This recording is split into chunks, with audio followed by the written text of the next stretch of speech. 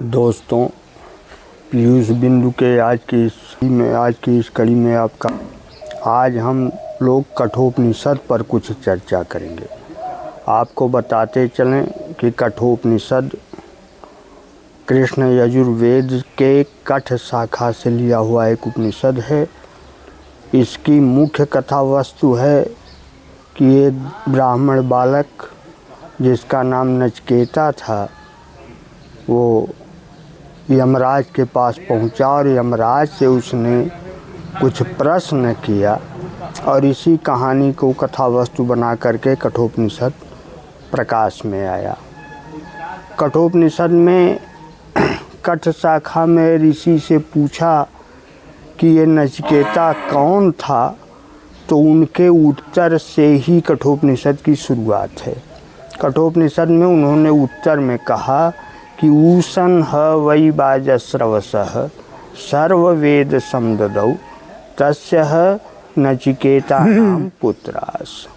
बहुत पहले यज्ञ करते हुए वाजस्रवसः माने वाजस्रवा के पुत्र अर्थात उद्यालक ने सर्ववेद समददौ यानी अग्नि के को सब कुछ दान कर दिया।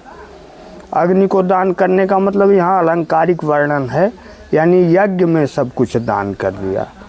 और उन्हीं उद्यालक ऋषि का एक पुत्र था जिसका नाम था नचिकेता।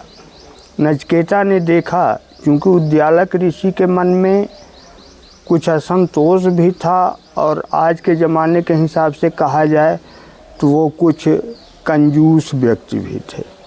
तो उनके मन में यह आया कि गौशाला में जितनी अच्छी गायें हैं उन्हें दान करने से क्या फ़ायदा मिलने वाला है, तो ऐसी गायें दान दी जाएं जो बेकार हो गई हैं। लेकर के आए, सभी गायों को एक लाइन से खड़ा कर दिया और दान का जब संकल्प लेने लगे तब नचिकेता का ध्यान उस ओर गया और उसने अपने मन में सोचा कि अरे ये क्या कर रहे हैं। कठोपनिषद में इसका वर्णन आता है कि नचिकेता के मन में विचार आया कि पीतोदका जगधत्रिणा, जो जल पी चुकी हैं, जगधत्रिणा जो तृण खा चुकी हैं, यानी अब न जल ही पी सकती हैं, इतनी ताकत नहीं रह गई है, और न भूसा ही खा सकती हैं। दुग्ध दोहा, जिनके दूध भी दुहे जा चुके हैं, अब कभी ये ज़िंदगी में दूध नहीं देने वाली हैं। निरेंद्रिया, यहाँ तक कि इनकी इंद्रियां भी नष्ट हो गए हैं, यानी आँख से इनको दिखाई नहीं देता, कान भी इनके कमज़ोर हो गए हैं।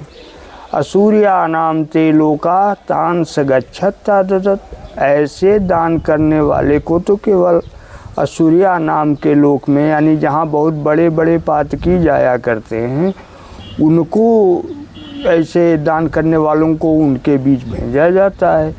तो फिर ये हमारे पूज्य पिताजी जो इस दान को दे रहे हैं, इससे इनके इतने बड़े यज्ञ का क्या फल होगा। तो उस बच्चे के मन में जो बात आई, वो जाकर के अपनी पिताजी से लगा कहने और कई बार उनसे पूछा कि आप मुझे किसको दे रहे हैं, आप मुझे किसको दे रहे हैं, आप मुझे किसको दे रहे हैं। और एक बार पिता क्रोध में आ गए, उन्होंने कहा जाओ मैं तुम्हें यम को दे रहा हूँ, मैं तुम्हें यमराज को दे रहा हूँ। सुन लिया बालक ने, चल दिया यमराज के यहाँ। पहले उनके मन में आया कि आखिरकार है क्या। अगर मैं अपनी स्थिति देखूं तो मैं बहुत जानकार तो नहीं हूं, अभी बालक हूं, लेकिन बालकों में भी न बहुत उच्च श्रेणी का हूं, तो मैं बहुत नीच श्रेणी का भी नहीं हूं, मैं मध्यम श्रेणी का हूं। और यमराज का कोई ऐसा काम नहीं है जो मध्यम श्रेणी के लोगों से पूरा होता हो। तो फिर हमको पिताजी ने क्यों कहा। फिर ये सोच करके वो चल दिए वहाँ पर, और यमराज भी घर पर नहीं थे। 3 दिन उनको रुकना पड़ा, और 3 दिन रुकने के लिए यमराज आए तो उन्होंने कहा कि आप 3 वरदान हमसे मांग लीजिए और इस महापाप से आप हम ये। इस संबंध में दर्शकों, इस संबंध में मैंने अपने पिताजी से कुछ बातचीत की है और उसका हिस्सा आपके सामने। अच्छा, तो ये कहानी के शुरुआत तो यहीं से भइल है। हाँ, फिर नचिकेता यहाँ से चला गया है यमराज के पास। तो यमराज के पास जाने पर यहाँ तक मिलता है कि थे नहीं, 3 दिन तक जो है वो रह गया वैसे ही बिना खाए पिए। तो जब यमराज आए तो उनकी पत्नी ने कहा कि आशाएं सुखद प्रतीक्षाएं संगत सुनृति इष्टादि किया, सब व्यर्थ हो गईं जिसके घर भूखे ब्राह्मण ने वास किया। तो फिर यमराज को कैसा महसूस हुआ, ऐसा कोई वर्णन इसमें मिलता है?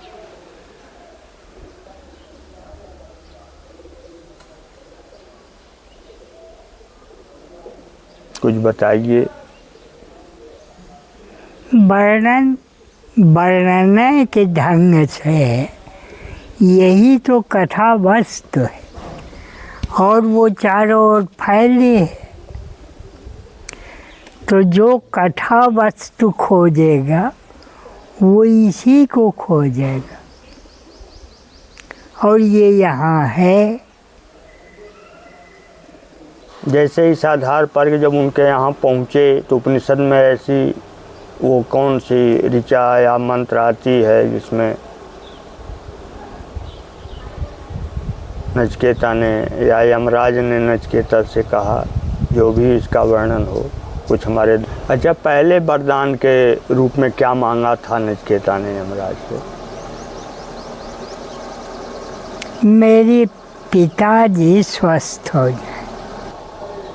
हाँ, इसका वर्णन वो वही के हिंदी अनुवाद वाले में मिलता है कि नचिकेता बोला, स्वस्थ प्रथम मेरे हों पिता स्वस्थ शुभ मन, मुझको पहचान सकें जाने पर देख सामने मेरा तन।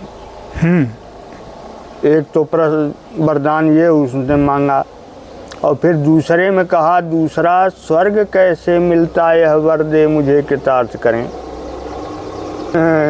यमराज की चुन्नी खड़ी हो गई। यमराज लगे घबराने, जबकि समझाया उन्होंने स्वर्ग कैसे मिलता है।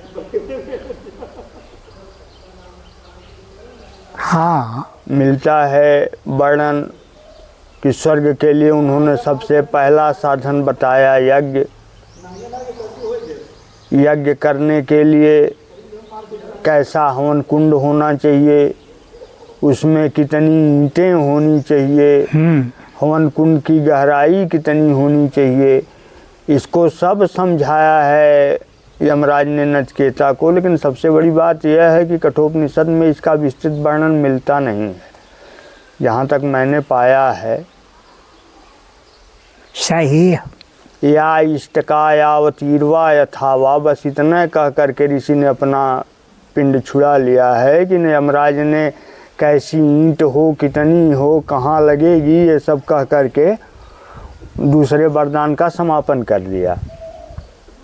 तब यमराज ने तीसरे वरदान के रूप में मांगा कि महाराज हमने यह सुना है कि आत्मा मरने के बाद भी नहीं मरता, परंतु कुछ कहते हैं कि मर जाता है, तो इसमें सच्चाई क्या है, मेरा यह संशय आप समाप्त करिए।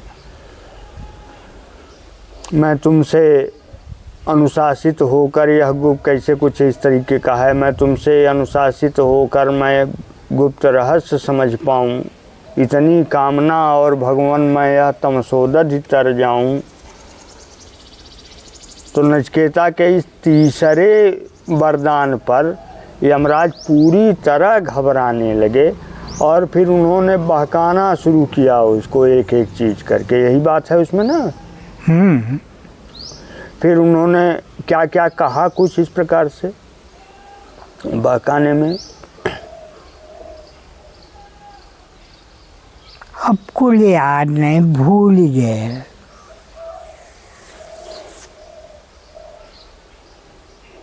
कभी फिर पढ़े का मौका मिला नहीं। उन्होंने जैसे कहा कि भाई ये क्या करोगे जान करके, अभी तुम बच्चे हो, तुम्हारे संबंध का यह प्रश्न है भी नहीं, और तुम इसे अगर मैं बता भी दूं तो तुम समझ नहीं पाओगे। पहले तो इस प्रकार से उसे बहुत बहकाया, लेकिन नचिकेता अडिग था। उसने कहा कि महाराज मुझे केवल तीसरे वरदान में यही चाहिए तो यमराज ने कहा कि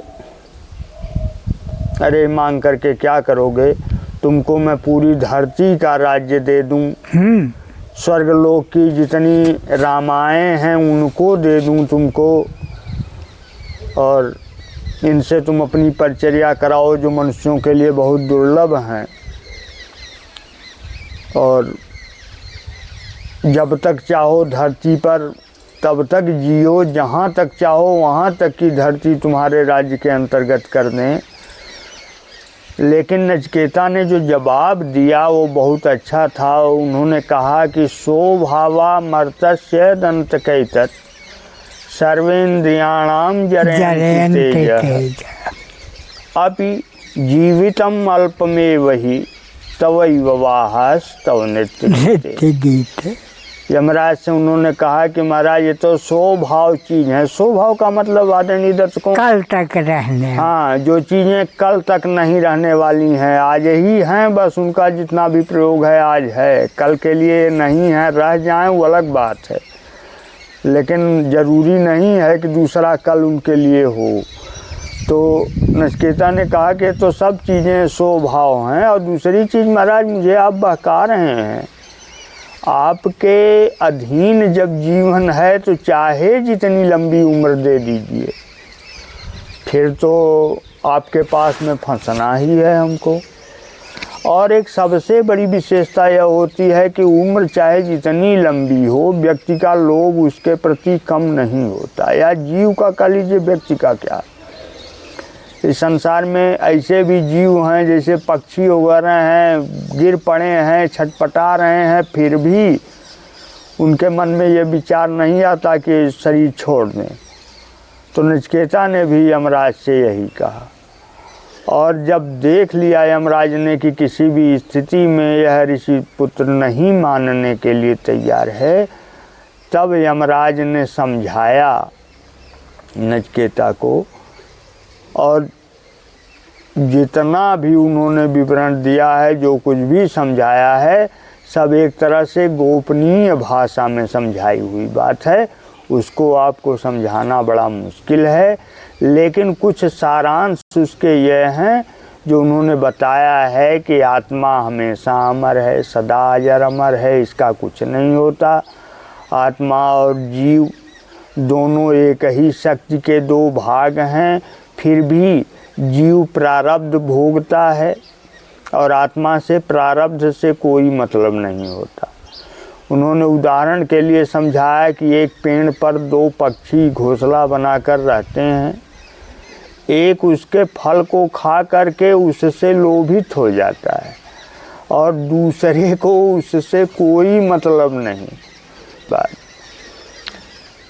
पेड़ पर जो चोट होती है उससे होने वाले कंपन से दोनों पक्षी तो उड़ जाते हैं, किंतु जो फल खा करके उसके लोभ से ग्रसित रहता है वो बार बार घूमकर उसी पेड़ के पास आता रहता है।